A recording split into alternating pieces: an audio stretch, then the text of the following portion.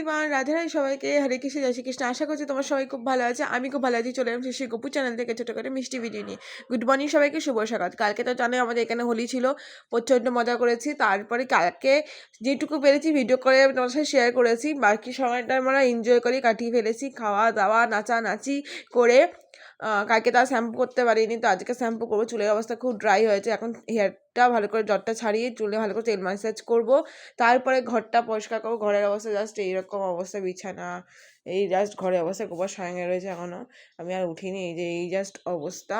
আর এখন বেজে গেছে 8টা 15। আজকে আসবে মাম্পু দিদির, ওর আসা ছিল ছিল টাইম ছিল 2টো, মানে 10:30টায় ওখান থেকে, মানে আগরপাড়া থেকে ও ডাইরেক্ট ট্রেন ধরবে। বাট ওকে মিষ্টু কাকাই গাড়ি করে এখানে ড্রপ করে দিয়ে যাচ্ছে, বিকজ ও দুর্গাপুর যাবে, ঠিক আছে, কাজের সূত্রে। তো সেই কারণে দুর্গাপুরে যাবে বলে আমাদেরকে এখানে ড্রপ করে দিয়ে যাচ্ছে। তো ও মিনিমাম 9:30টার মধ্যে আমাদের এখানে বর্ধমানে ঢুকে যাবে, তো আমার বাড়ি চলে আসবে। তো চলো যাই হোক, 9:30টার মধ্যে তাদেরকে ঝটপট করে ঘর দিয়ে পরিষ্কার করে শ্যাম্পু ট্যাম্পু করে গোপাল পুজোটা দিয়ে কমপ্লিট করে নিই কাজ। তো তারপর নাহলে ওর সাথে থাকতে, ও আইলে ওর সাথে নাচানাচি করতে করতাম, এসব কিন্তু কোনো কাজই হবে না। তো যাই হোক, এখনও তো পাগলের মতো লাগলেও, এখন আমি মানে চলো ফ্রেশ ট্রেশ হয়ে নেওয়া যাক। টাটা সবাইকে, গুড মর্নিং, শুভ সকাল।